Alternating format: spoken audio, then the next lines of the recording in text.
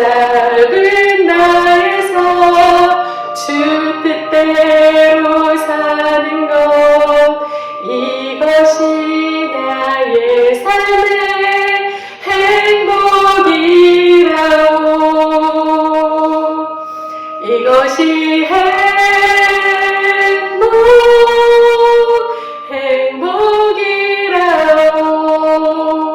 세상은 알 수 없는 하나님 선물, 이것이 행복이라오.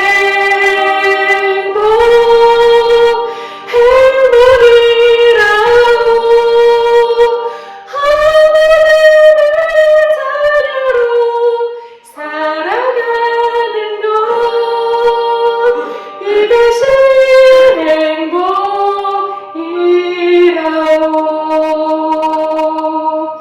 이것이 행복이라오.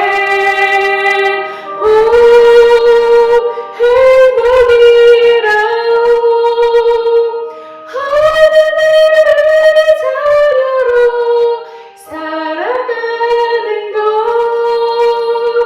이것이 행복이라오.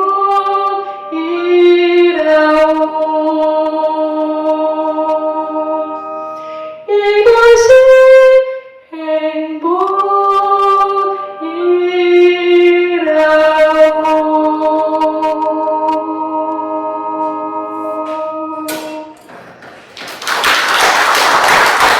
저희가 먼저 오늘 말씀 좀 나누겠습니다.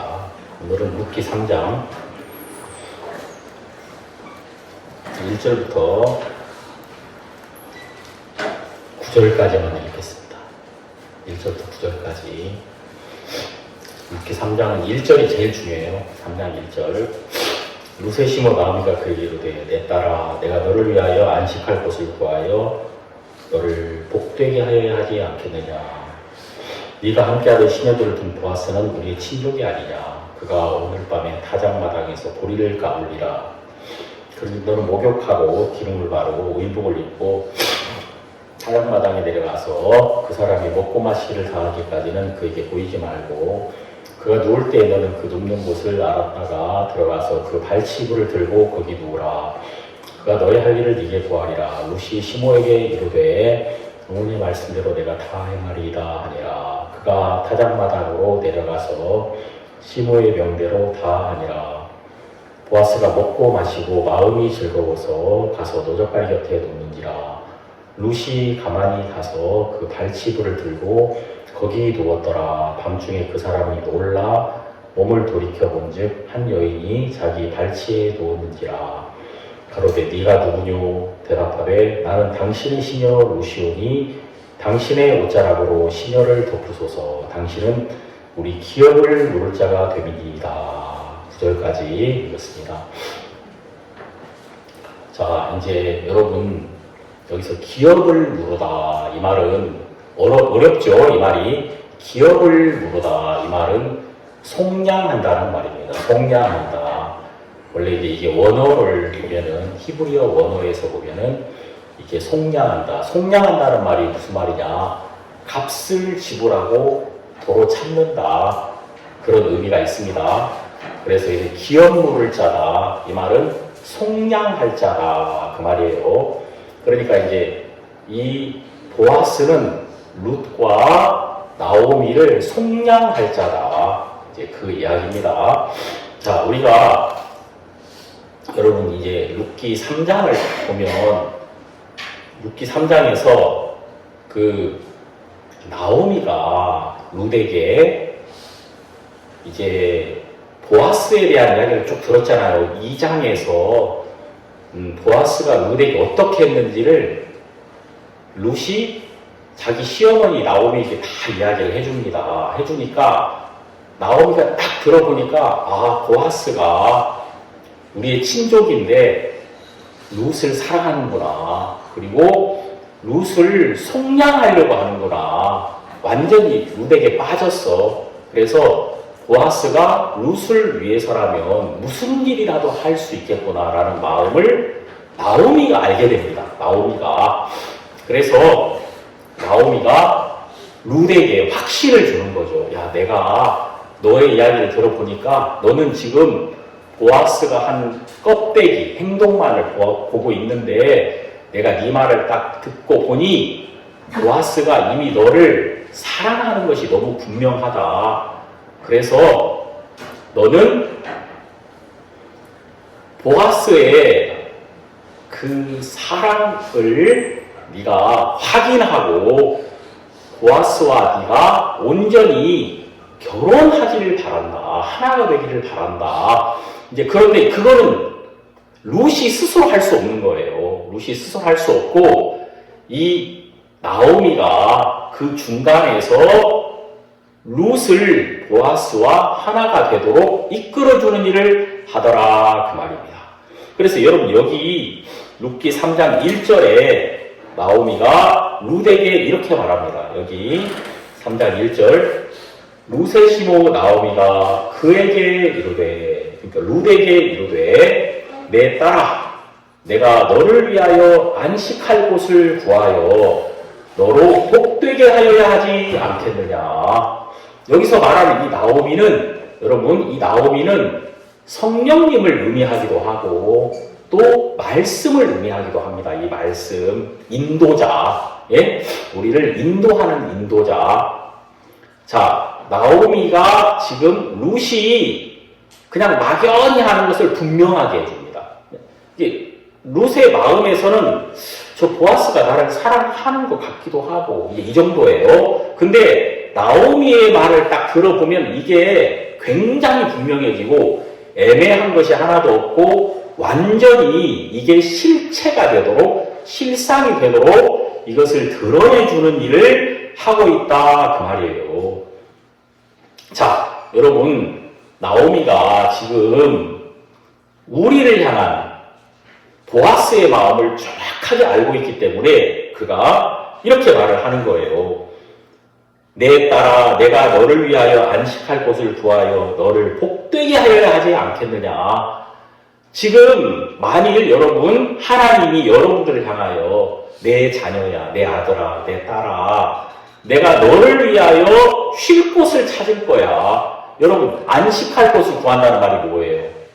예? 네가 몸을 터전 예? 네가 몸을 터전 네가 평생을 행복하게 살 수 있는 네가 정말 참으로 쉼을 누릴 수 있는 그 터전을 내가 구할 거야. 그러니까 여러분 룻이 자기를 위하여 스스로 자기의 터전을 구하려면 너무 어려울 거 아닙니까? 할 수도 없어요. 그런데 참으로 이 룻을 행복하게 해주는 사람은 나오미더란 말이에요. 나오미. 자, 여러분 이 나오미는 제가 말씀드렸죠. 성령을 의미하기도 하고 하나님의 말씀을 의미하기도 한다. 이 말씀은 하나님의 마음을 우리에게 정확하게 나타내고 있는데 말씀 안에서 우리는 우리의 안식할 곳을 만나게 됩니다. 아멘. 말씀 안에서 우리는 우리의 안식할 곳을 정확하게 만나게 되는 거예요. 말씀이 우리를 인도해서 우리가 안식할 곳으로 정확하게 우리를 데려다 주신다는 말이에요. 그러니까 정말 많은 사람들은 그냥 막연하게 내가 잘 되기를 바란다 이런 마음을 가지고 있잖아요. 막연하게 내가 잘 됐으면 좋겠다. 그런데 잘 되지 않습니다. 인간은. 왜냐하면은 잘 될 것 같은데 꼭 이 삶에는 변수라는 게 있거든요. 변수. 우리가 바다에 나가보면은 항상 우리는 그냥 평안한 바다를 원하지만 평안한 바다는 며칠 안 돼요. 열 중에 7, 8일은 풍랑이 있단 말입니다. 반드시 파도가 있는 거예요. 그리고 우리의 삶에 변수가 나타나기 때문에 사람들이 한순간에 무너진단 말이에요. 그러니까 이 사람은 내가 잘한다고 내가 잘 되는 게 아니에요. 절대. 내가 잘한다고 내가 잘 되는 것이 아니라 내가 은혜를 입어야 된다. 그 말입니다. 하나님의 은혜를 입어야 돼. 근데 지금 여러분과 저를 말입니다.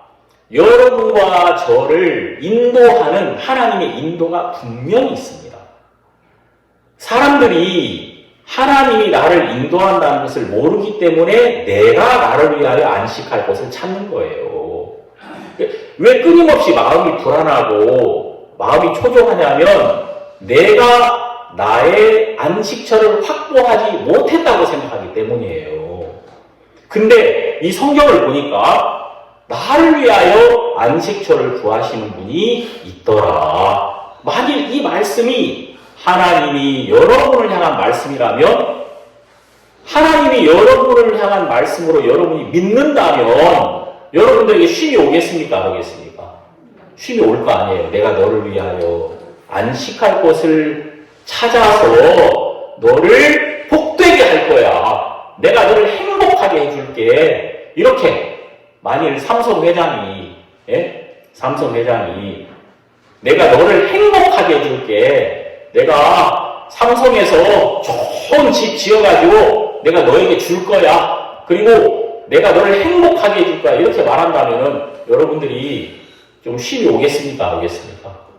이 성경 이거는 100번 말해도 쉼이 별로 안 오고 100번 말해도 별로 나한테 쉼이 안 와.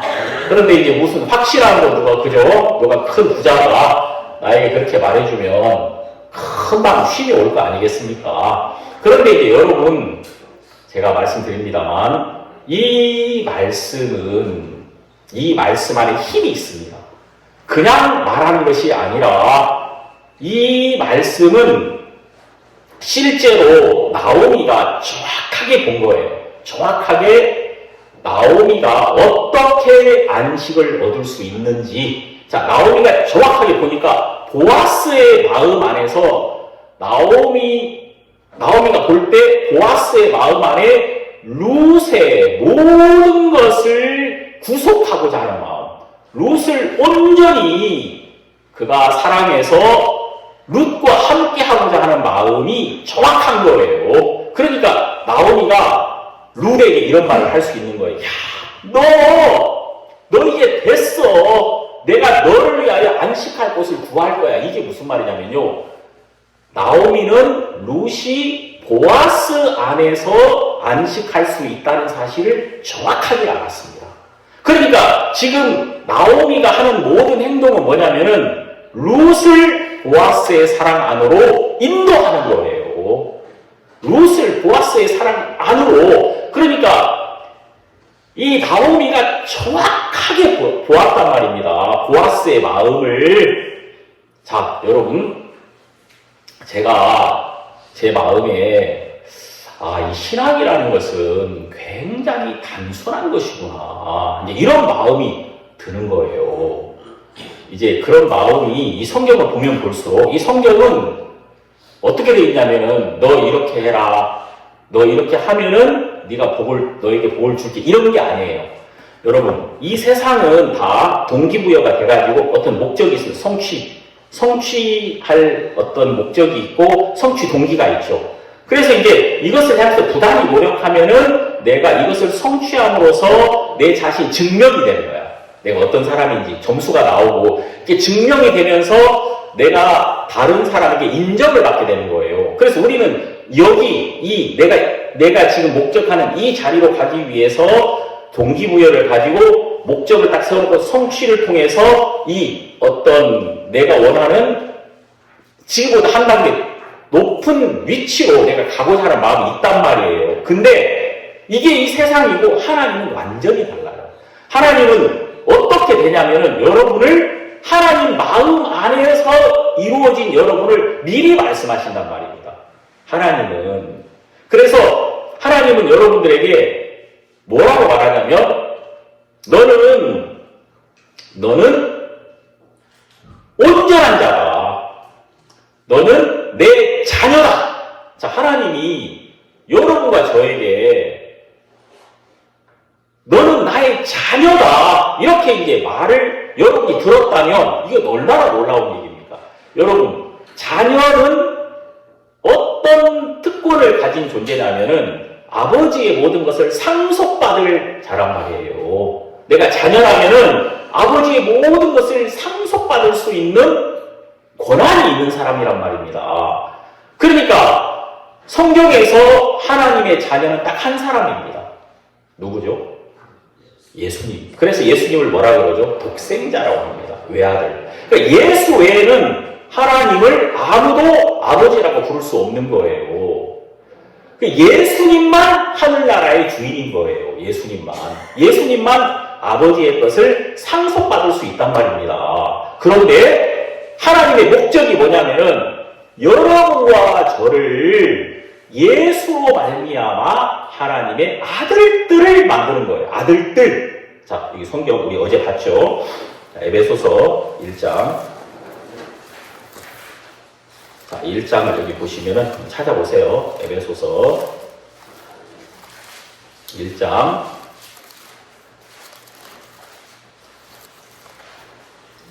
제 5절 다 같이 한번 읽어볼까요? 시작. 그 기쁘신 뜻대로 우리를 예정하사 예수 그리스도로 말미암아 자기의 아들들이 되게 하셨으니. 자, 여러분 여기 자기의 아들들. 원래 예수님은 단수예요. 예수님은 하나님의 독생자 한 사람이었는데 이제는 예수님으로 말미암아 여러분과 저를 하나님의 아들들이 되게 하실 계획을 하나님이 가지고 계셨다 그 말입니다. 예? 자 여러분 하나님이 지금 여러분과 저를 위해서 안식할 곳을 구했단 말입니다. 안식. 이 안식이라는 것은 하나님이 우리 인간에게 주시고자 하는 최고의 선물입니다. 하나님은 여러분과 제가 하나님 안에서 안식하기를 바라는 거예요. 근데 우리는 안식을 가지고 있다가 안식이 깨지거든요. 두려움이 생기면은 안식이 깨진다. 또 어떤 사람, 내가 싫어하는 사람 얼굴 보면 안식 깨져요, 안 깨져요? 예? 깨집니까, 안 깨집니까? 내가 싫어하는 사람 얼굴만 보면은 또 전화 한 통만 받으면 안식이 깨진다니까? 전화 한 통 받고 갑자기 얼굴이 이상해져가지고 이게 뭐야? 그러면서 막 불안해하고 그런 경우 많이 있잖아요. 아니 전화 한 통 받아가지고 깨지는 안식이 그게 무슨 안식입니까? 그런 건 기쁨이 아니에요. 그런 건 평안이 아니에요. 그러니까 하나님이 우리에게 주시고자 하는 이 안식은 그 안식 안에 있으면 어떤 불안함도 안식 안으로 들어올 수 없어. 이 불안이 안식을 깨트릴 수 없는 진짜 안식, 진짜 평안을 하나님은 여러분과 저에게 주시고 싶으셨다 그 말입니다. 그 안식은 어디서 주시느냐면 예수 안에서 주어지는 거예요. 어디서? 예수 안에서만 주어지는 것이다. 자, 제가 이제 이렇게 말씀드리면 제가 내 삶에 이제 그 진짜 큰 어려움이 몇 번 있었어요. 아, 내가 진짜 내일 새벽빛을 볼 수 있을까? 정말 내가 평안을 만날 수 있을까? 이런 큰 어려움이 저에게 이제 몇 번 왔단 말이에요. 근데 진짜 신기한 건 뭐냐면은 그 어려움이 왔는데 내가 그 어려움 속에서 평안을 찾을 수 있더라고요. 은혜는 누가 있겠어요, 여러분? 은혜는 불쌍한 사람이 있는 거거든요. 누가 은혜를 입는다고요? 은혜는 불쌍한 사람이 있는 거예요. 여러분, 낮은 사람이 높은 사람에게 은혜를 베풀 수는 없는 거예요. 그렇죠? 낮은 사람이 높은 사람, 은혜는 높은 사람이 낮은 사람에게 베풀어 주는 거예요. 그렇죠? 그러면 은혜는 누가 있는 거냐면은 불쌍한 사람이 있는 거예요. 그래서 성경에는 항상 불쌍한 사람이 은혜를 입습니다.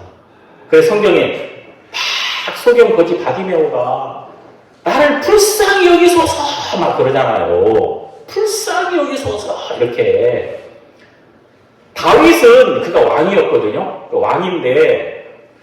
그가 왕인데 자기가 불쌍한 사람이라는 것을 잊어버리고 살았는데 어느 날 자기 아들 왕자 압살롬이 반역을 해가 자기를 죽이려고 하는 거야. 아니 아들놈이 다윗이 원수 원수를 다 이겼단 말입니다.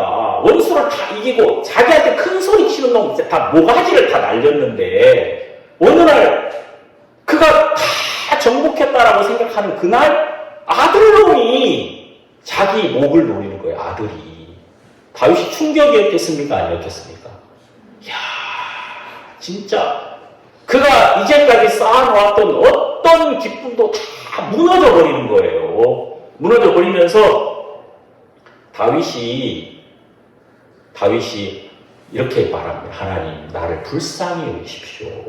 왜냐면 이걸 회복하려면은 하나님이 해주셔야 되는 거예요. 왕인데 그는 불쌍한 사람이라는 걸 하나님이 자꾸 그에게 가르쳐 주시는 거예요. 이런 일이 있었습니다. 여러분, 다윗이 사람이 건방져지잖아요. 사람이 높아지면은 이상한 행동을 자꾸 해요. 예? 그렇죠? 그래서 여러분, 절대 권력은 절대 부패한다는 말이 있습니다. 그런 말 들어보셨죠? 그러니까 이 권력이 절대 권력이 되면은 반드시 부패한다는 거예요. 이 절대 권력은. 그래서 왜냐면 이게 이 지구 역사상 이 세계사를 보면은 이 왕이 힘이 세지면은 반드시 잘못되더라 그 말이에요. 그래가지고 그럼 어떻게 해야 돼? 견제 세력을 만들었단 말이에요. 견제. 그래가지고 삼권 분립이라는 걸 하지 않습니까? 그래서 이제 그 강력한 권력을 견제하도록 그렇게 만들어 놓은 거예요. 다윗이라는 사람이 자기가 최고라고 생각하니까 항상 최고라는 생각을 하니까 나쁜 짓을 하는 거예요.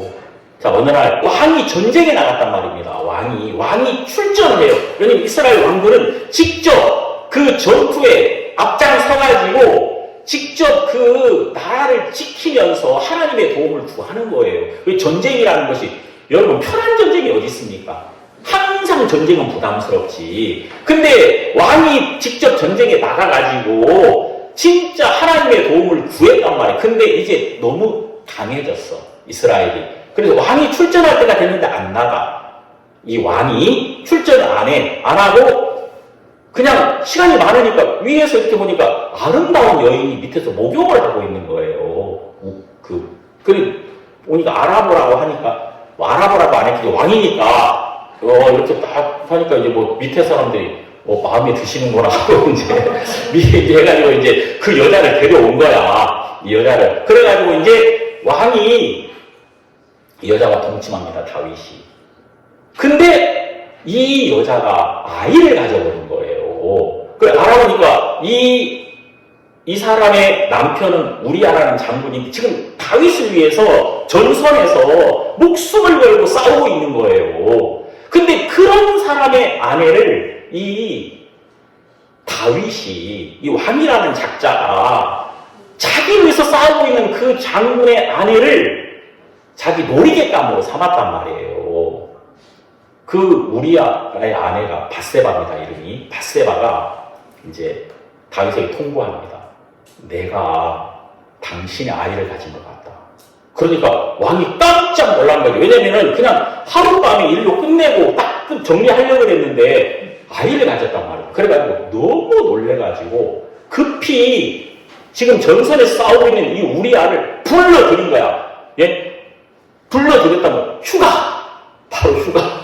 그래가지고 왜 불러들였냐면 빨리 내가 특별 휴가를 줄 테니 네 아내와 같이 정말 이렇게 행복한 휴가를 보내라. 너 그동안 너무 고생했어. 그래가지고 이제 그 남편을 아내와 동침하게 함으로써 자기의 죄를 덮으려고, 아이가 태어나면 마치 그때 휴가 왔을 때 그 남편과의 동침을 통해서 아이를 얻은 것처럼 위장하려고 했단 말이에요. 근데 이 우리아가 너무 충직해. 우리아가 딱 뭐라 하냐면 휴가 그랬더니 거절. 나는 내 동료가 전선에서 싸우고 있는데 나 혼자 내가 어찌 내 아내와 누우리요. 이거 있을 수가 없다. 나는 그럴 수 없습니다. 왕이시여 황공하옵나이다. 말씀만 받겠습니다. 그리고 저는 마음만 받고 나는 여전히 전선에 있겠다는 거야. 여러분 좋아요 안 좋아요? 예? 싫어. 다윗이 너무 싫어.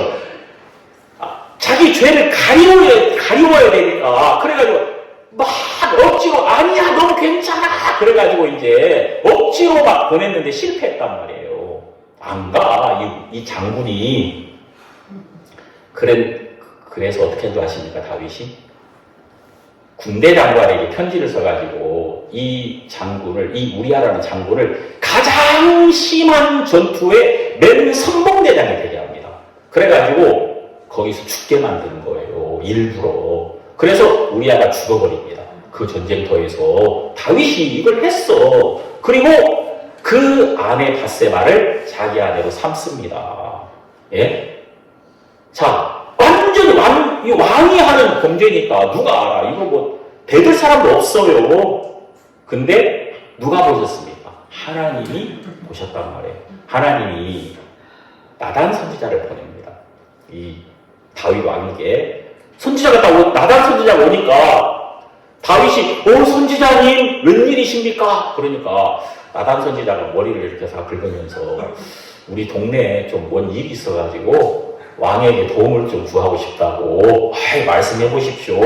그러니까 나단 선지자는 말이 우리 동네 엄청나게 부자가 있다고 양도 수천이고 소도 수천이고 너무 큰 부자라고 근데 그 집에 손님이 왔다고 손님이 그러냐고 근데 이 사람이 손님이 왔는데 그 자기 집에 있는 양이 그렇게 많은데 그 양 잡는 게 아까워가지고 그 바로 이웃집에 그냥 재산이라고는 암양 새끼 한 마리 의지해서 사는 가난한 사람이 있는데 그 사람의 암양 새끼를 뺏어가지고 글쎄 그 손님을 대접했다고. 그러니까 다윗이 그 말 들으니까 열받아야 안 받아요.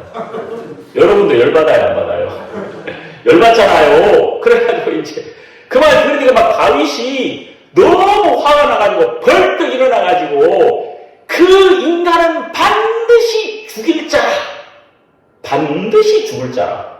내가 그 놈을 반드시 죽이겠다. 이 왕이 벌떡 일어나서 그 사람이 누구냐고 그 인간을 내가 반드시 죽이겠다고 이렇게 했단 말이에요. 그랬더니 나단 선지자가 살살 말하더니 갑자기 이제 그 말을 하더니 그 말 할 때 나단 선지자도 같이 벌떡 일어나면서 그 사람이 누구냐면 바로 그 사람은 당신이다. 바로 당신이 그 사람이요. 이렇게 말했단 말이에요. 그때 다윗이 다리가 풀렸단 말입니다. 덜썩 주저앉은 거예요. 예? 들켰다. 이래 된 거예요. 들켰다. 그러니까 하나님은 다윗에게 너 왕이라고 네가 잘난 척하고 있는데 네가 누군 줄 알아? 이 나라에서 자 여러분 지금 다윗이 진짜 대체 우리 이스라엘에 어떻게 그렇게 나쁜 인간이 있어? 그런 찢어 죽일 놈이 있나? 그런 나쁜 인간이 어디 있어? 하고 막 다윗이 분통을 터뜨리면서 그런 인간이 대체 누굽니까? 라고 말했어요. 그 사람이 누구예요? 그 사람이 너란 말이에요. 너. 내가 이 나라에서 자기는 왕이고 이 나라에서 내가 제일 위대한 사람이고 이 나라를 지킨 사람이며 가장 이 나라에서 귀한 사람이라고 생각했는데 하나님이 그 다윗에게 무엇을 가르쳐 주냐면 이 나라에서 제일 나쁜 인간이 너야. 이 나라에서 반드시 없어져야 될 인간, 목을 진짜 당장 쳐버려야 될 그 인간이 바로 너야. 그러니까 지금 나단 선지자를 통해서 이 다윗은 자기를 한번 보게 된 거예요. 누구로 봤다고요? 여러분 사람은 자기가 자기 볼 수 있습니까? 없어요. 자기가 자기 못 봐요. 그러니까 저는 제가 코를 엄청 심하게 본다는 걸 이빨까지 많이 갈고 있다는 거를 내 아내를 통해서 알게 됐거든요. 당시 이렇게 이빨을 갈아? 그러더라고요. 내가 무슨 한이 맺힌 게 있어. 이빨을 제가 뽀드득 이렇게 간대요. 뽀드득. 응? 그럼 여러분 사람이 자기 코 고는 소리 자기가 못 듣는단 말이에요. 남이 불편하지 나는 아무렇지도 않아. 다 남이 불편해. 나는 아무 문제 없어. 그죠? 그러니까 사람이 자기를 알아요, 몰라요? 모른단 말이에요. 사람이 자기 몰라요. 다 남의 문제지 자기는 아무렇지도 않아. 왜냐면 우리 인간은 스스로를 볼 수 없습니다. 그래서 반드시 거울 앞에 서 봐야 되는 거예요. 거울 앞에 설 때 우리는 우리 모습을 알 수 있다 그 말이에요. 제가 이제 우리 성도님들 많이 항상 상담 많이 하잖아요. 근데 진짜 정말 그런 분들 정말 많이 만나보거든요. 왜냐면 자기 이야기를 꼭 남 얘기하듯이 막 말해. 사실 그게 다 자기 이야기인데 자기 이야기라고 본인이 모르고 있단 말이에요. 예? 물론 저도 그렇습니다. 저도 참 할 말 없는 사람입니다. 저도 제가 한번 교통사고가 났어요. 제가 제 아이가 돌 막 됐을 때 제 아내하고 이제 같이 차를 타고 이사를 했거든요. 경부고속도로 쭉 타고 내려갔어요. 제 아내는 우리 아들을 이렇게 돌 막 된 아들을 안고 있었거든요. 저 같이 있었는데 운전하시는 분이 운전이 좀 서툴러. 그래가지고 내가 불안해 마음이. 난 운전을 하니까 알잖아. 이분이 운전 서툴다는 거. 제 아내는 막 졸더라고요. 아이를 이제 막 젖먹이고 그럴 때니까 그 아이를 안고 막 졸고 있어. 근데 이제 내가 이분이 운전 불안해. 저 그랜저를 저렇게 바짝 달리면 안 되는데 아니나 다를까 이제 앞차가 급브레이크를 밟아가지고 이분이 막 같이 급브레이크를 밟는 바람에 우리 차가 그냥 중앙 분리대를 들이받았어요. 우리 차가 들이받아가지고 이렇게 해서 막 주걱을 타고 갔어. 타고 가다가 이제 겨우 섰거든요. 고속도로에서. 근데 이제 저는 막 내가 살겠다고 꽉 잡았어. 그때 이제 보통 사람 같으면 아내와 아이를 딱 이렇게 해줘야 되잖아요. 그래서 이게 맞는 거야. 이게 맞는 거라니까. 근데 이제 너무 그게 그거 생각할 겨를도 없이. 그래가지고 우리 아들은 뭐 어떻게 제 아내는 뭐 앞에 쳐박아가지고 막 이렇게 다치고 막 우리 아들은 저기 그 스타렉스 그렇게 내리는데 그 발판 밟는데 거기 낑겨 있었어요. 우리 아들이. 그래가지고 이제 그 일 있고 난 다음에 제 아내가 내가 당신 같은 인간을 믿고 내 남은 인생을 살 걸 생각하니 너무 참 한심하다 내 인생이 그러더라고요. 제가 거기서 벗어나는데 한 10년 걸렸어요. 거기서 벗어나는데 이게 사람이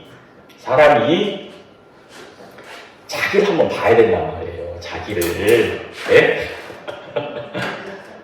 그러니까 이게 나쁜 게 아니 다윗도 네가 그놈이야 하고 이제 하나님이 다윗 모습을 한번 보여주잖아요. 그렇잖아. 우리를 한번 봐야 된다니까. 우리를 보면은 진짜 나라는 인간은 진짜 나쁜 인간이구나. 정말 악한 인간이구나. 이런 사실을 우리가 한번 알아야 한다. 그럼 이제 여러분 보세요. 나를 위하여 아무것도 할 수 없습니다. 나를 제일 해롭게 하는 사람이 나란 말이에요. 알고 보니까. 실제로 여러분 이제 이게 이렇게 된 거예요. 자, 사람이 보세요. 지금 서울에 미국 대사관이 있습니다. 서울 땅인데 거기에 미국 대사관을 담장을 딱 치고 미국 국기를 딱 꽂아놓은 거예요. 그럼 거기 미국 땅입니다. 그 아시죠? 미 대사관은 미국 땅이에요. 거기는 그쪽으로 넘어가면 한국 경찰이 못 들어가요. 왜냐면 거기 미국법이 적용되거든요. 근데 어느 날 그 대사관 이전에서 국기 뽑고 담장을 무너뜨리면 거긴 다시 어느 땅입니까? 한국 땅이 되는 거예요. 담장을 무너뜨리면 거기는 한국 땅이 되는 겁니다.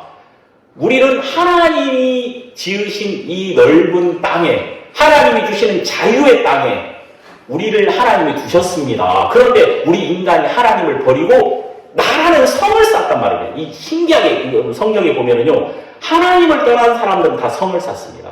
자, 우리 성경 창세기를 보면, 창세기 4장 16절을 보면 가인이 여호와의 앞을 여호와를 떠났죠. 나가 에덴 동편 노 땅에 거하였더니.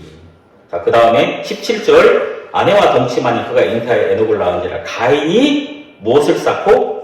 성을 쌓고. 이렇게 나오죠. 그러니까 하나님을 떠난 인간이 첫 번째 한 일이 뭘 쌓았다고요? 성을 쌓았다 그 말입니다. 왜 성을 쌓아요, 여러분? 왜 성을 쌓죠? 두려우니까. 하나님이 나를 지켜주실 것을 못 믿으니까 내가 나의 성을 쌓아야만 한다 그 말입니다. 두려우니까. 그 말 이해가죠? 그래서 하나님을 떠난 모든 사람들은 항상 뭘 쌓는다고요? 성을 쌓습니다. 자기의 성을 쌓는 거예요. 자기의 성. 그러니까 여러분, 이 내가 딱 나라는 성을 쌓아놓으면은 이 나라는 성 안에 내가 갇히면 나는 하나님의 평안을 잃어버립니다. 그럼 여러분, 내가 끊임없이 나를 강하게 하려고 노력을 하다가 어느 날 내가 약해지잖아요. 그럼 두려운 거예요. 그럼 두려운 거지. 근데 우리가 언제 다시 하나님에게로 복귀되냐? 하나님 안으로 언제 들어가냐면요. 내가 나의 주권을 포기하고 내가 나의 성을 무너뜨려 버리면 내가 머무는 이 성은 다시 하나님 안으로 들어가 버린다 이 말이에요. 하나님 안으로 복귀되는 거예요. 그런 것처럼 우리 인간이 해야 될 일은 딱 하나입니다. 나를 무너뜨리는 거예요. 내가 나를 무너뜨리고 뭘 해야지 할 게 없어요. 내가 뭘 해야 되는 게 아니라 내가 나를 무너뜨리면 나는 바로 하나님 안에 있는 나를 발견하게 되는 거예요. 하나님 안에 있는 나를 그 즉시로 보게 되는 거예요. 그러니까 여러분 이 신기한 게 뭐냐면은 이 성경에서 항상 구원은 즉시로 되는 겁니다. 즉시. 이 회복은 항상 믿는 즉시 되는 거예요. 즉시. 왜냐하면 이미 준비되어 있어요. 단지 그 사람이 성을 쌓음으로써 하나님의 준비된 것을 보지 못하고 있는 것일 뿐이에요. 이게 무너지면 우리는 반드시 하나님의 우리를 위해 준비하신 안식을 발견하게 되는 것이다. 그래서 여러분 지금 룻기 3장 1절에 보면 지금 룻을 향하여 나오미가 말합니다. 내가 너를 위하여 안식할 곳을 구할 거다. 왜냐하면요. 이 나오미는 정확하게 알았어요. 보아스가 룻을 사랑하고 있다는 것. 그리고 나오미가 해야 될 일은 딱 하나입니다. 이 룻을 보아스 안으로 딱 데려다 주면 돼요. 사랑을 발견할 수 있도록만 하면 되는 거예요. 그러니까 여러분, 참 이 하나님의 말씀은 이미 하나님이 우리를 위해서 준비하신 것 안으로 우리를 이끌어주는 일을 하고 있다 그 말입니다.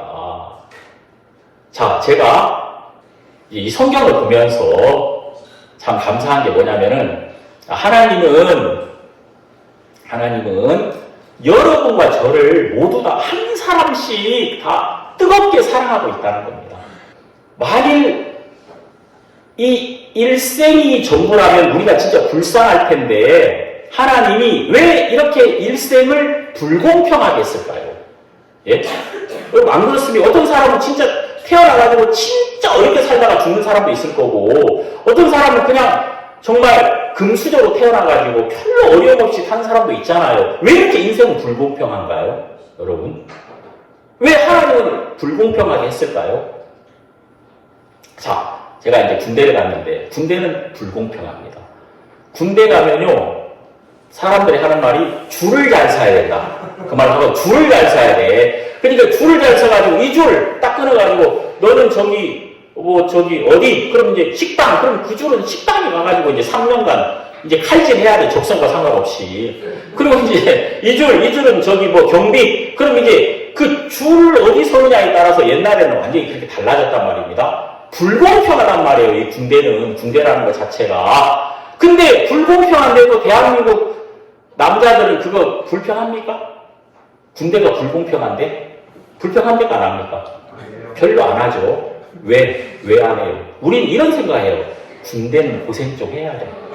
우리 한국 남자들은 이런 생각 하고 있어요. 군대 가면 고생 좀 해야 돼.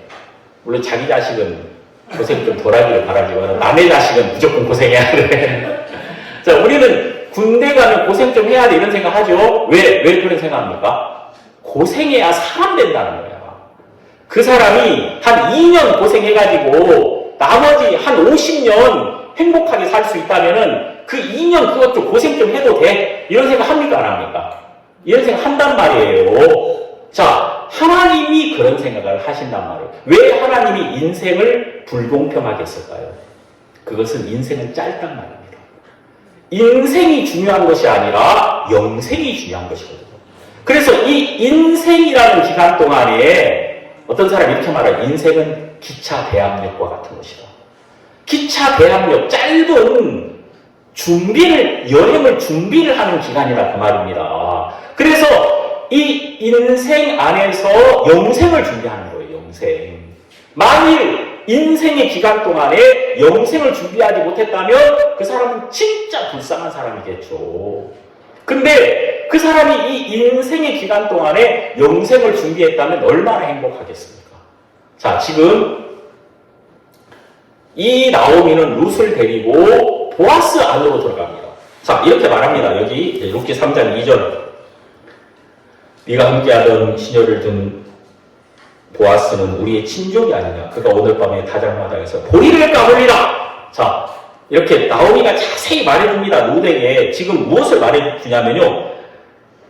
보아스의 동선을 말하고 있어요. 보아스가 어떤 방향으로 움직이는가 이걸 다 알아요. 나오미가 너무나 정확하게. 그래서 이제 룻에게 네가 보아스를 이렇게 찾아가라 이렇게 말을 해주고 있는 거예요. 자, 3절. 그런즉 너는 목욕하고 기름을 바르고 의복을 입고 다장마당에 내려가서 그 사람이 먹고 마시기를 다하기까지는 그에게 보이지 말고. 4절. 그가 누울 때에 너는 그 눕는 곳을 알았다가 들어가서 그 발치고를 들고 거기 놓으라. 그가 너의 할 일을 네게 보아리라. 자, 지금 이 나오미가 하는 말이, 야, 너 보아스가 어디에 있는가를 자세히 봐. 그가 그날 밤에 어디에 누울 것인지를 다 보았다가 숨어 있다가 그가 자리에 들어가거든. 너는 그 이불을 들고, 남자가 자고 있는 그 이불을 들고 그 발밑으로 들어가라 이거야. 이거 위험해요, 안 위험해요? 이거 어마어마하게 위험해. 그것도 이 보아스는 그 마을에서 제일 부자고 능력자고 제일 부자고, 이 룻은 거지 같은 여자란 말이에요. 거지 같은 여자. 근데 그 거지 같은 여자가, 볼품 여자가 아니 큰 부자 이불을 들고 들어간다고?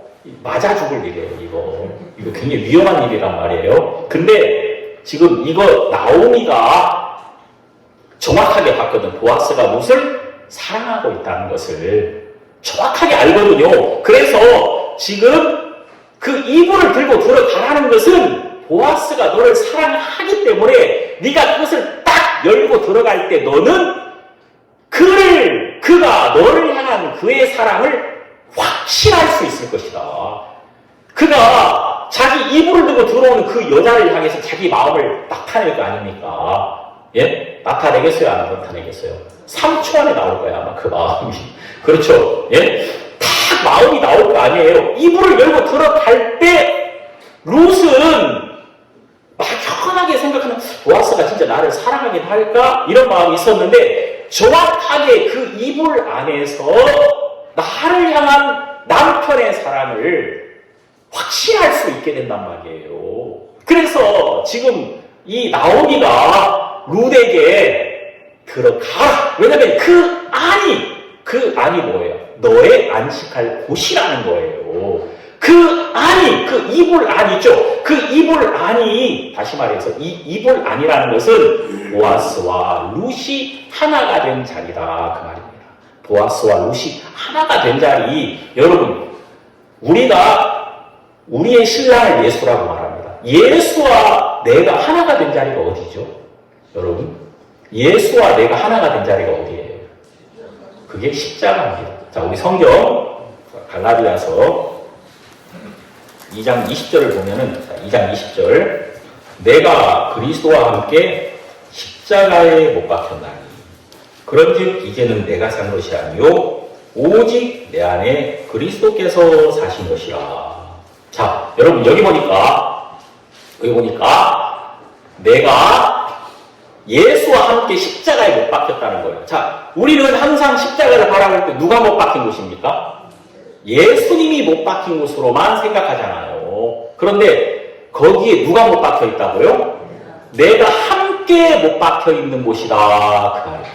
자, 이게 무슨 말이냐면은 예수님은 십자가에서 나의 고난을 직접 받으신 분이시다. 그 말입니다. 자, 여러분. 우리는 이 성경에서 무엇을 보냐면 아, 예수님이 나를 알고 계셨다는 사실을 발견합니다. 예수님이. 자, 여러분, 제가 진짜, 저는 이런 걸 많이 느꼈어요.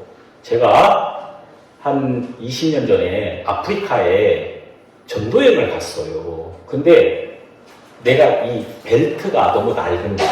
허리 벨트. 그래가지고, 이게 낡아가지고, 이게 이제 이 끝이, 벨트 끝이, 가죽 벨트 끝이 이렇게 벌어지는 거예요. 벌어지니까 꽂으면은 자꾸 이게 걸려. 그리고 또 보기도 별로 안 좋아. 내가 불편해. 그래가지고, 아, 내가 이거를 하나 새 걸로 바꿔가고 싶은 거. 그래서 내가 이제 공항에 갔는데, 공항에 면세점이 있잖아요. 벨트 많이 팔아. 이렇게 쭉쭉 걸려있어. 근데 거기가 자꾸 만지작거리고 있더니, 이거 하나, 이거 보니까 한 20몇 불 해. 20몇 불. 야, 이거 하나 살까?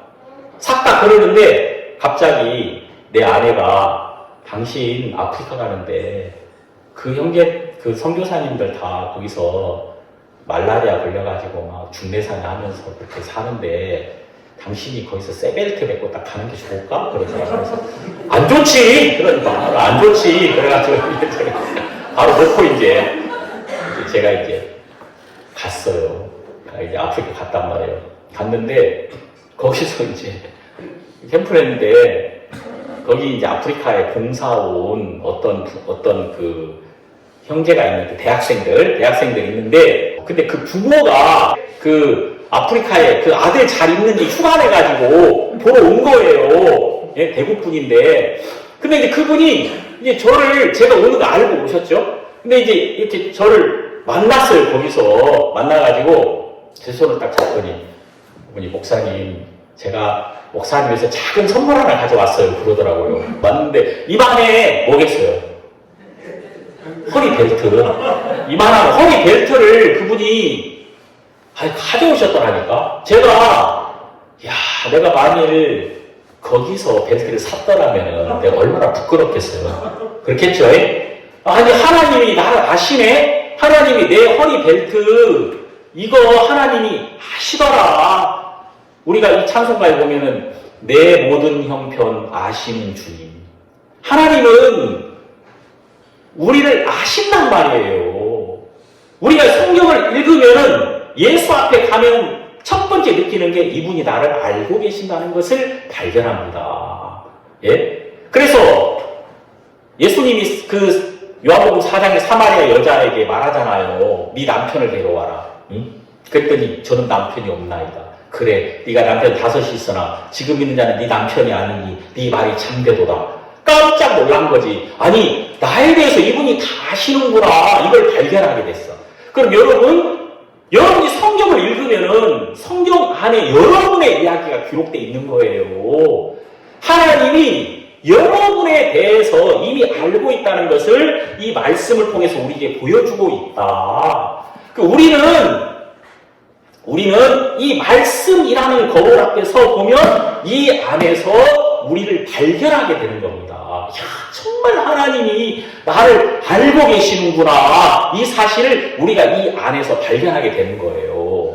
그러면은 여러분, 하나님이 나를 어떻게 알까요?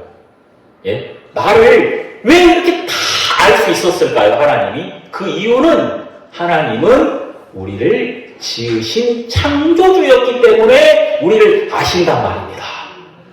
예? 우리를 지었단 말이에요, 하나님. 자, 우리 성경 보겠습니다. 성경 이사야 44장 21절. 자, 거기 보시면 21절 보세요. 야곱아 이스라엘아 이 일을 기억하라. 너는 내 종이니라. 내가 너를 지었으니 너는 내 종이니라. 이스라엘아 너는 나의 이름이 되지 아니하리라. 나는 널 못 믿어. 난 너를 정확하게 알고 있어. 예?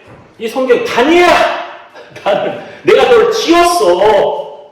난 널 못 믿어. 자, 나는 너의 주인이야. 자, 여러분, 왜 화가의 작품 비싼 거 아십니까? 화가의 작품들 있잖아요. 막, 그게 1억씩 하고 막 그러더라고요. 왜 이렇게 비싸요? 그랬더니, 그 화가가 하는 말이, 이거는요, 내 삶에, 이때 이때 나오는 한 점밖에 없는 나의 삶입니다. 이 작품이. 예? 그러니까 화가가 자기가 그린 작품을 절대 잊을 수 없다는 거예요. 맞죠? 그럼 여러분, 하나님은 여러분을 지었어. 그 여러분은 하나님의 작품이란 말이에요. 작품입니까? 아닙니까? 예? 그러면은 하나님이 지었으면은 고장이 났어. 그럼 누가 고칩니까? 하나님이 고치는 거예요. 하나님이. 예? 자, 여러분, 삼성 핸드폰 고장나서 그럼 여러분이 뜯어 제끼면 돼요? 안 돼. 이거 누가 고쳐야 돼? 이거는 만든 사람이 고쳐야 된다 이 말입니다. 삼성이 만든 것은 누가 고쳐요? 삼성이 고쳐야 되는 거거든. 자, 그런데 여러분이 하나님에 의하여 지어졌단 말이에요. 그럼 여러분을 누가 고칩니까? 하나님이 고칩니다. 그래서 여러분이 왜 이 말씀을 읽어야 되냐면요. 어느 날 이 말씀은요, 여러분, 이 말씀은 하나님의 손입니다. 하나님이 이 말씀 안에 하나님의 생기를 넣었단 말이에요. 생기, 이 말씀 안에. 실제로 성경에는 하나님의 생기가 있습니다. 그리고 여러분, 이 말씀을 내가 읽고 이 말씀에 감동을 받잖아요. 이 말씀을 받아들이면요, 어떤 일이 벌어지냐면 하나님의 손이 여러분의 마음을 만지는 겁니다. 그러니까 고쳐지는 거예요. 그러니까 여러분, 하나님의 말씀이 내 마음을 터치하면 내 마음을 통해서 내 전체가 고쳐지는 거예요. 자, 여러분, 이 성경은 말하기를 내가 너를 지었어. 그래서 너를 내가 고칠 거야. 그러면서 22절 보세요. 22절. 내가 너의 허물을 빽빽한 구름에 사라짐같이 너의 죄를 안개의 사라짐같이 도말하였으니 너는 내게로 돌아오라. 내가 너를 구속하였음이니라. 자, 여러분 여기 내가 너를 속량했다 이렇게 나옵니다. 자, 여러분 여기 지금 내가 너를 지었어. 내가 너를 만들었어. 근데 너는 지금 고장났단 말이에요. 너는 지금 죄 아래 있단 말입니다. 우리는 이 죄를 못 벗어납니다. 우리 안에 이렇게 샘솟듯 올라오는 이 죄를 못 이긴단 말이에요. 그래서 우리를 지으신 분이 우리를 고쳐주셔야 된다 그 말입니다. 우리를 지으신 분이 그래서 어떻게 속량하셨습니까? 자, 여러분 여기 구속하셨음이라 그랬죠? 내가 너를 구속하였음이니라 그랬죠? 이 구속이라는 말 리뎀션, 리딤이라는 말이에요. 이게 값을 지불하고 도로 찾았다는 말입니다. 자, 그런데 어떻게 구속하셨느냐? 자, 성경 베드로전서 1장 찾아보세요. 베드로전서 1장 18절. 자, 18절. 신약성경 378페이지. 베드로전서 1장 18절. 자, 거기 보면 너희가 알거니와 너희 조상이 유전한 망령된 행실에서 구속된 것은, 여기 나오죠. 구속된 것은, 속량된 것은 은이나 금같이 없어질 것으로 한 것이 아니요. 그러니까 여러분이 죄 아래 있을 때 하나님은 여러분을 구원했다 그 말입니다. 근데 구원할 때 반드시 값을 지불해야만 했다. 내가 남의 종이었단 말이에요. 죄의 종이었단 말이에요. 죄의 종이었던 우리를 하나님이 하나님의 것으로 구원할 때 하나님이 값을 지불했는데 은이나 금을 지불한 것이 아니고, 여기 19절 보세요. 오직 흠없고 점없는 어린 양 같은 그리스도의 보배로운 피로 한 것이니라. 자, 거기 그리스도의 보배로운 피, 줄 쳐야지, 그죠? 그리스도의 보배로운 피. 그러니까 여러분을 구원할 때 하나님은 예수 그리스도의 보혈이라는 값을 지불했다 그 말입니다. 값을, 다시 말해서 아들의 생명을 지불했다. 이거는 없어지지 않는 거다 그 말이에요. 여러분 한번 생각해 보십시오. 예? 내가 대체 얼마짜리나 되느냐? 내가 얼마짜리겠어요? 내가 이번에 미국 가가지고 어떤 처음 온 대학생한테 내가 물어봤어요. 너는 네가 얼마짜리라고 생각하냐? 물어봤더니 한 20억쯤 얘기하더라고요. 자기가 한 20억쯤. 예? 여러분이 얼마짜리라고 생각하느냐? 내가 얼마짜리냐면 내가 누군가의 종이 되었을 때 나를 위하여 값이 지불했단 말입니다. 나를 위하여 지불한 그 값이 나의 값이란 말이에요. 나의 값어치. 예? 그죠? 그러니까 어떤 것은 자 이것은 한 50만 원쯤 할 겁니다. 이 스피커 통 말이에요. 그런데 이것을 위하여 50만 원을 냈다면 이건 50만 원짜리예요. 맞죠? 50만 원어치의 값어치가 있다 그 말이에요. 그럼 나는 대체 얼마짜리냐 내가 다. 예? 여기 우리 다니엘 옆에 있는 서도원이라는 우리 친구가 같이 왔는데 도원이는 얼마짜리냐? 예? 도원이가 얼마짜리냐면은 도원이가 죄 아래에 있었단 말이에요. 죄 아래에. 도원이가 죄 아래에 있었는데 도원이를 위해서 하나님이 도원이를 구원하려고 얼마를 지불했느냐. 이게 도원이의 값이랍니다. 얼마를 여기 뭐라고 말해요? 그리스도의 보배로운 피를 지불했다. 그러니까 이게 무슨 말이냐면요. 도원이가 죄 때문에 멸망을 받아야 돼. 지옥에 가야 된단 말이야. 심판을 받아야 돼. 지옥에 가야 돼. 그런데 도원이가 받아야 할 그 심판을 예수님이 대신 받으신 거예요. 그래서 내가 받아야 할 심판을 대신 받으셨다는 그 증거가 십자가에서 나타난 것입니다. 십자가에서. 자, 우리 성경 이사야 38장 보겠습니다. 여기 보세요. 이 말씀, 이 주옥 같은 말씀입니다. 이사야 38장 17절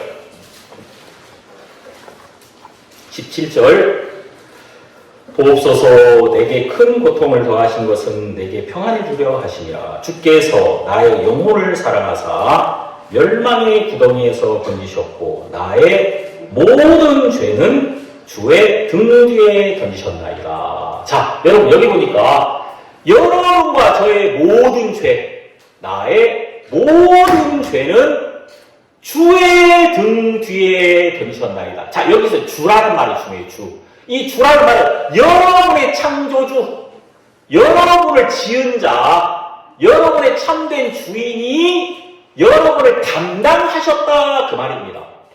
지으신 분이니까 책임지신 거예요. 우리를 만드신 분이니까. 그래서 하나님이 예수 그리스도, 우리를 함께 만드신 예수 그리스도를 이 땅에 보내셔서 여기 말씀에 의하면 나의 모든 죄는 주의 등 뒤에 던지셨나이다. 그러니까 여러분의 모든 죄라는 것은 어디서부터 어디까지 죄를 말할까요? 나의 시작부터 나의 끝까지를 말하겠지. 내가 태어날 때부터 지금과 또 앞으로 내가 죽을 때가 있을 거 아닙니까? 나의 처음, 나의 지금, 나의 미래, 이 모든 것, 나의 모든 죄를 예수 그리스도 그분의 등 뒤에 던지셨나이다. 이렇게 말씀하고 계신 거예요. 자, 여러분 이 성경이 참 재밌습니다. 왜 재밌냐면은 실제로 이 이사야서는 예수님 오시기 700년 전에 기록된 겁니다. 이 책이 예수님 오시기 700년 전에 써졌단 말이에요. 그런데 예수님이 우리 죄를 담당하실 이 모든 것은 이미 완료된, 현재 완료형으로 다 기록되어 있어요. 완료된, 현재 완료. 나의 모든 죄는 주의 등 뒤에 던지셨나이다. 그럼 여러분 보세요. 여러분의 죄가 여러분에게 있습니까? 예수님에게 있습니까? 예? 예수님에게 있는 거예요. 왜? 하나님이 여러분의 모든 죄를 예수에게 다 던졌으니까. 자, 그래서 예수님은 나의 모든 죄를 담당한 자가 되었다. 그래서 자, 여러분 여기 이사야 53장 한번 보세요. 이사야 53장. 이사야 53장 다 펴보세요. 이거 중요한 말씀이니까. 53장 5절 그가 찔림은 우리의 허물을 인하며 그가 상함은 우리의 죄악을 인함이라. 그가 징계를 받음으로 우리가 평화를 누리고 그가 채찍에 맞음으로 우리가 나음을 입었도다. 자, 예수님이 채찍에 맞았습니까? 내가 맞아야 될 것을 대신 맞으셨다 그 말이에요. 그래서 내가 찢겨야 되는데 예수가 대신 찢기셨다는 거야. 그래서 나의 심판을 예수님이 받아버렸기 때문에 나의 죄가 십자가에서 끝났단 말입니다. 내 죄가, 나의 심판이 십자가에서 끝난 거예요. 예? 그러니까 그 예수의 십자가의 피로 그분이 나를 위하여 그분이 대신 심판을 받으셨기 때문에 이제 나는 심판 안에 있지 않고 하나님의 은혜 안에서 내가 나음을 입은 자가 되었다. 이 나음을 입었다는 이 말은요, 죄에서 벗어나서 의인이 되었다.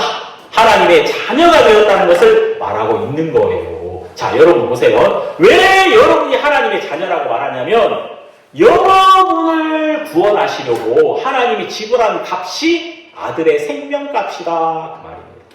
다시 말해서 아들의 값이 지불됐기 때문에 나는 아들이 된 거예요.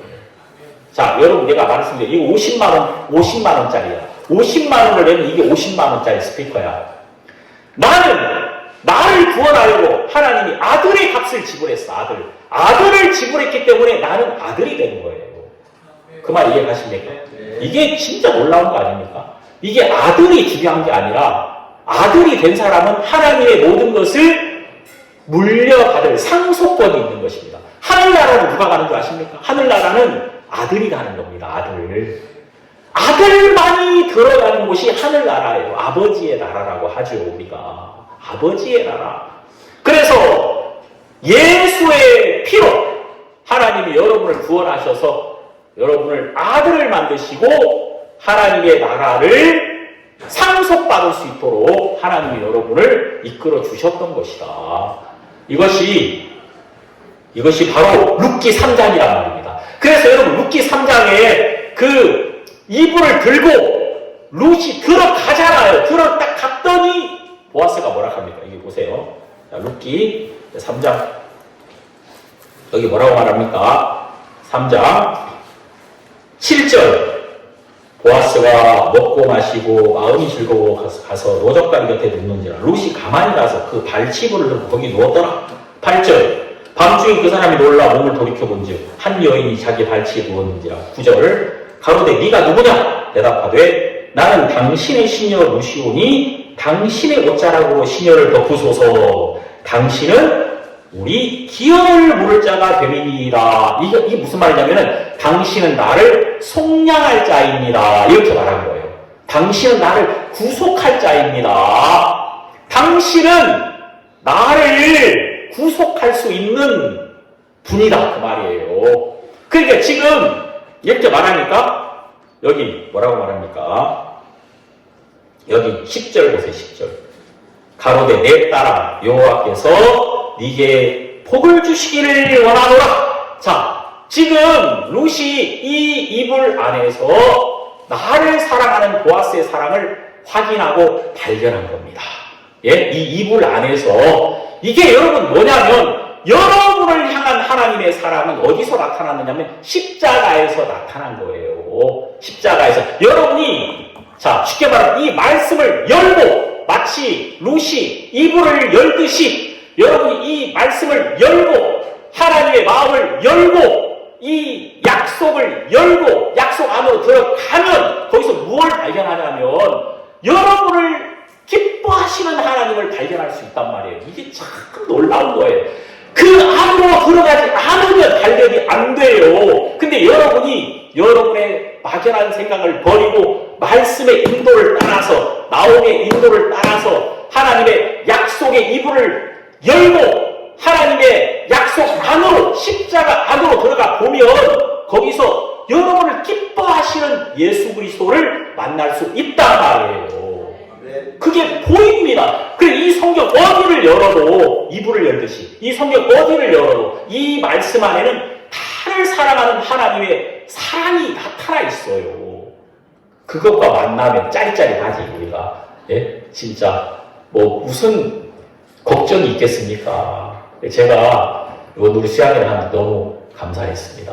왜냐하면 하나님이 눈을 주시더라고 정말. 진짜 막 눈이 오니까 쫙 덮이잖아요 모든 게. 그죠? 싹 덮여 다 눈 아래 있잖아요 다.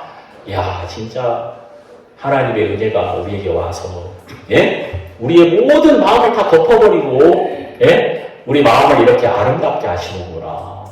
너무 감사했어. 그리고 이제 이번 또 수양 특히 우리 다니엘이 친구하고 다 와서 내가 너무 좋더라고. 감사하고 다니엘이 저놈이 드디어 하나님의 일꾼이 되려고 지금 하나님 이불 안으로 들어오고 있구나. 그런 말 들었단 말이에요. 이불 안으로.